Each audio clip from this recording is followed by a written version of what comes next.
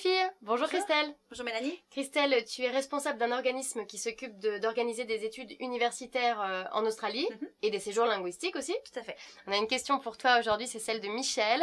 Elle a 41 ans et elle se demande si pour aller faire des études universitaires en Australie, en étant française, il faut refaire une remise à niveau ou est-ce que les niveaux sont les mêmes? Tout à fait. Donc étant donné que tous les cours sont en anglais et que donc on est mélangé avec d'autres personnes, donc des Australiens, des personnes du monde entier, il faut avoir un très bon niveau d'anglais. Donc il y a un test de remise à niveau en anglais ici à La Réunion pour évaluer le niveau. Et en fonction du niveau de l'étudiant, on prédétermine une date de départ, savoir s'il a 3 mois, 4 mois, 5 mois de remise à niveau en anglais sur place en Australie. En général, en sortant du bac, c'est entre 3 à 6 mois de remise à niveau en anglais pour pouvoir étudier en université. Très bien. Et quelle étude on peut prétendre faire en Australie alors après? Alors comme ici, c'est vraiment, on a tout ce qui est de l'ingénierie, commerce, marketing, de la science, tout ce qui est par contre diplôme d'état comme instituteur, professeur, il faudra revenir ici passer donc le diplôme d'état. Et tout ce qui est médecine, c'est quand même assez difficile, il faut revenir ici pareil, passer une équivalence. Mais sinon, mis à part ça, tout est comme en France. Très bien, donc de tout. Michel, vous pouvez aller faire, ou certainement vos enfants j'imagine, pourront aller faire des études donc dans tous les domaines. Tout à fait. Une fois cette remise à niveau et exécutée. avoir le bac. En fait, il faut avoir le bac. Ah, c'est important, voilà, c'est préciser. Il faut avoir le bac pour faire une étude universitaire. Comme en France. Oui, c'est ça, en fait. fait. À partir du bac, on va pouvoir partir faire des études comme on les aurait faites en France, à l'étranger. Tout à fait. La mise à niveau dont on parle est attestée par un diplôme. Alors, quand c'est une remise à niveau pour des études universitaires, il n'y a pas vraiment de diplôme. C'est pour continuer en université. Mais quelqu'un qui veut faire une remise à niveau et obtenir un Cambridge ou un IELTS ou un TOEFL, là, oui, il y a un diplôme à la fin. C'est quoi Tout ça? dépend. En fait, c'est un diplôme, c'est comme un diplôme international qui prouve le niveau d'anglais de l'étudiant. Donc, il y a des séjours linguistiques pour obtenir un diplôme ou des séjours linguistiques pour continuer en université. Tout dépend Donc la remise à niveau n'est pas attestée par un diplôme. En revanche, pour avoir un niveau international d'anglais ou d'études, là, on peut obtenir un diplôme. Parfait. Tout à fait. Merci beaucoup Christelle. Je vous en prie Mélanie. Salut les filles. Au revoir. Bonjour Anaïs. Bonjour Mélanie. Anaïs, tu es vendeuse, tu es gérante d'une boutique de cigarettes électroniques. Oui. Ça tombe bien puisqu'on a une question pour toi, c'est celle de Samantha, elle a 29 ans. Bonjour Samantha. Et elle se demande comment choisir son taux de nicotine. On sait qu'il y a plusieurs doses de nicotine dans les liquides de cigarettes électroniques. Comment on choisit justement? Alors, pour choisir sa dose de nicotine, il faudra comparer à sa dose de cigarettes qu'on fume ou qu'on fumait par jour, tout simplement. Donc, pour quelqu'un en général qui fume à peu près 10 à 12 cigarettes, donc il a tout simplement une dose sur le côté du paquet de cigarettes qui est en 0,08 mg. Donc qui va multiplier par rapport à sa dose de nicotine, puisque dans un flacon de e-liquide, la dose est pour le flacon. Pour le flacon. Donc voilà. Une cigarette, ça a combien de milligrammes? Alors, en moyenne, une cigarette, ça a 0,8 mg pour les plus fortes. 0,8, on multiplie par le nombre de cigarettes qu'on fume par jour. Voilà. Et là, on a on a un taux approximatif. Après, le mieux, c'est de pouvoir essayer les liquides en boutique pour sentir l'effet que ça fait à la gorge. Voilà, parce qu'il peut arriver que quelquefois, lorsque c'est la première fois qu'on l'inhale, on peut avoir une petite sensation de chatouille ou ça gratte, voilà. Donc les premières fois sont quelquefois un peu dérangeantes, telles qu'une première cigarette. Oui, voilà. On s'en souvient tous. Alors donc, juste une question. Quand on prend une nicotine à taux 0, un liquide sans nicotine, ça c'est pour un fumeur qui fume très peu. Alors pour quelqu'un qui a la volonté d'arrêter immédiatement de fumer, il peut commencer à 0 mg. Ça pallie le geste, ça pallie... Voilà. Mais il faut avoir énormément de volonté à ce moment-là. Pour aller sur un sevrage progressif, il faudra s'orienter à la dose de nicotine la plus adaptée. Oui. Et descendre progressivement. Voilà. Comme un sevrage, comme un régime, y aller par palier. Voilà. Et une dernière chose, quelle est la différence de sensation quand on augmente justement cette sensation-là, on appelle ça le hit dans la gorge, va être de plus en plus agressif en fonction du taux de nicotine ou ça? Voilà, en fonction du taux de nicotine, donc le plus fort taux est à 18 mg. Donc forcément, là, il va falloir pouvoir... en général, c'est très, très violent à la gorge. Pour quelqu'un qui n'a jamais fumé de sa vie, est-ce elle détermine comment son taux? Le détermine tout simplement avec 0 mg de nicotine en choisissant une saveur qu'elle aimerait fumer ou goûter ou tester.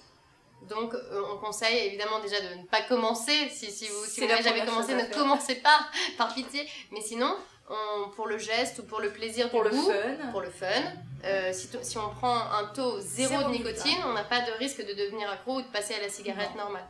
Pas forcément. Voilà. Merci beaucoup Anaïs. Merci Mélanie. Bonjour Florence. Bonjour. Florence, tu es directrice d'un institut de beauté. C'est ça. Aujourd'hui, ensemble, on répond à la question de Joanne. Elle a 22 ans et elle adorerait se faire poser des longs cils de star. Elle se demande comment ça se passe, une pose d'extension de cils. Alors, une pose d'extension de cils, alors déjà, il faut savoir que c'est une prestation sans douleur, sans risque.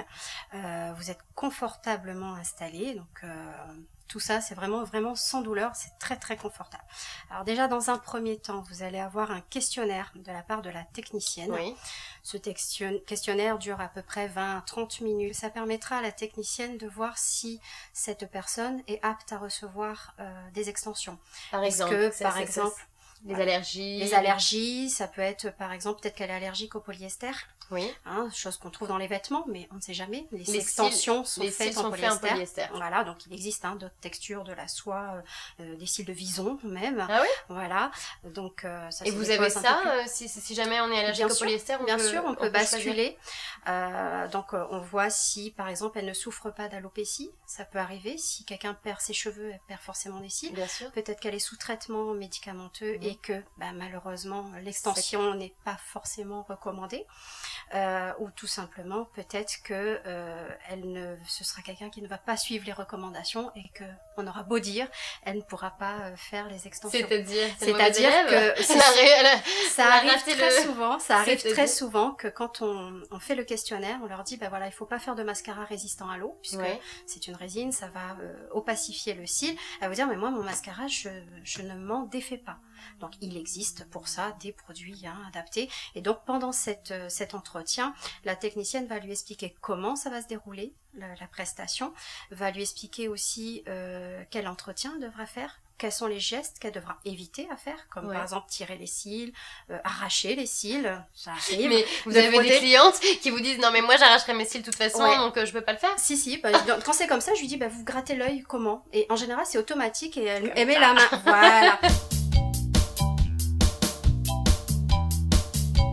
Si on fait trop d'allergies saisonnières, par exemple trop consécutives, l'une derrière l'autre, donc là on va dire à la cliente qu'effectivement les extensions ne tiendront moins bien. C'est juste pour le temps de durée des extensions. Donc on est là aussi pour expliquer à la cliente. Quelqu'un qui se mettrait des gouttes dans les yeux, par exemple, fera que le médicament fera décoller la cils. Et alors si on a des lentilles de vue, on peut pas ? Ça, vous pouvez le faire sans problème. Il faut juste le jour de la pose de ne pas venir avec vos lentilles. D'accord. Et le fait qu'on met pas un liquide quand on change ses lentilles ? C'est leur sérum fille, c'est pas bien méchant. Ça va. Voilà, en général, on leur dit de favoriser des sérums filles ou des larmes lacrymales, donc c'est pas bien méchant. Bon, et après le questionnaire alors ? Après le questionnaire, on va installer la cliente confortablement. Elle va être couchée, bien calée, coucounée. On va lui demander de fermer les yeux et on va mettre des patchs. Des patchs, c'est-à-dire des patchs collants, adhésifs, traitants, qui va en plus protéger l'œil des pinces, parce qu'on va travailler avec des pinces assez pointues.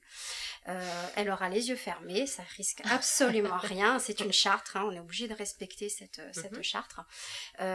Et effectivement, en plus de la pose extension de cils, elle aura les traits lissés, les yeux défatigués, décongestionnés, parce que vous avez des principes actifs qui vont permettre de lisser le contour de l'œil. Donc on prend soin en plus du contour de l'œil. Ah, donc le patch protège une éventuelle piqûre du pic, mais en même temps on fait un soin du contour de l'œil. Voilà, ça permet en fait à la technicienne aussi de s'appuyer plus confortablement. Oui, bien sûr. Simplement. C'est en silicone ou quelque chose comme ça ? C'est en silicone, c'est gélifié, donc très épais. Okay. Une fois que c'est fait, donc on viendra appliquer un cil individuellement, donc c'est une technique ce qu'on appelle cil à cil.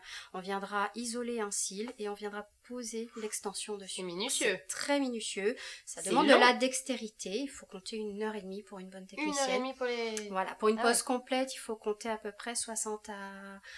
même plutôt 80 à 100 cils, quand même par œil. pareil. Donc c'est vrai que ça demande beaucoup de dextérité. Et puis après, on voit évidemment pendant le questionnaire, on aura vu avec la cliente si elle veut quelque chose de très sophistiqué, très naturel. Est-ce qu'elle veut de la couleur? Est-ce qu'elle veut pas de la Parce que couleur? vous dites, on n'en met pas sur tous les cils, on choisit, On sélectionne. Voilà, sélectionne. on sélectionne des cils, si c'est des bébés, si c'est des adolescents ou si c'est des adultes. Puisqu'on rappelle que les cils poussent et Pousse, ont un voilà, cycle de vie qui se régénère. il y a un cycle de vie de 60 à 90 jours. Donc effectivement, on ne mettra pas sur le bébé qui est en train de pousser, qui est en train de prendre des forces. On mettra plutôt sur l'adolescent qui sera plus apte à porter le faux cil, enfin l'extension de cils. Voilà. Donc une fois que c'est fait, on va retirer délicatement les patchs de protection et il restera plus qu'à s'admirer dans le miroir et de papillonner. Ouais.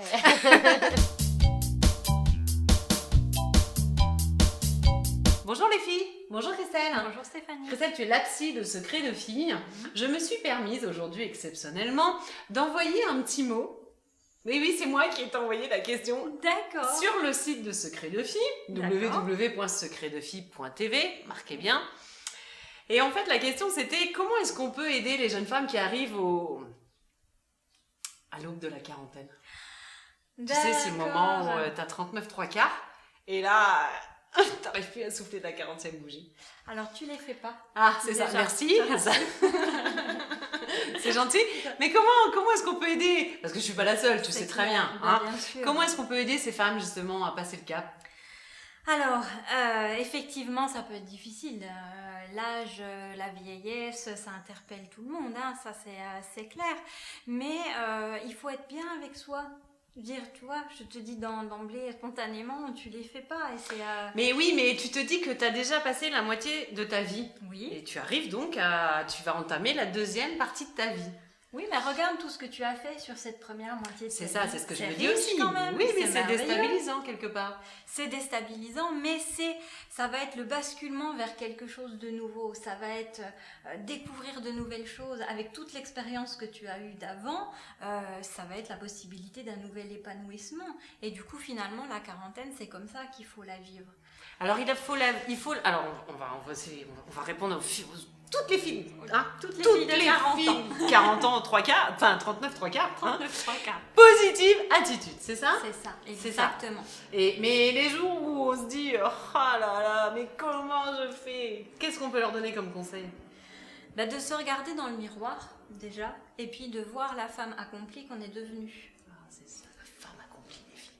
Parce que finalement, si tu te souviens bien, le passage de la vingtaine a été difficile.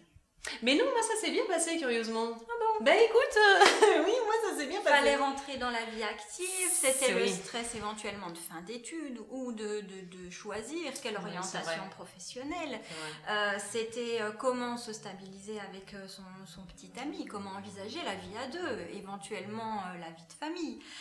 Et puis ensuite est arrivée la trentaine, où là aussi il y a d'autres questions.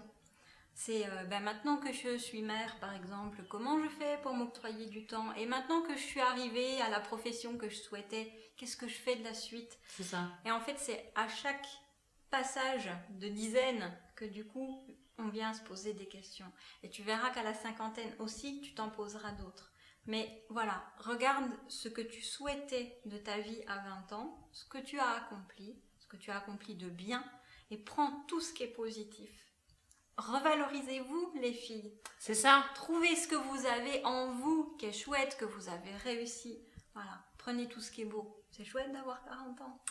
Vive la quarantaine les filles, je pense qu'avec ça on va y arriver. Alors pour celles qui n'ont pas encore soufflé leur bougie, ça va arriver bientôt. Et puis pour celles qui l'ont déjà passé ces jours-ci il y a quelques mois, je pense que l'année des 40 ans va être la plus belle de notre vie. Ciao les filles.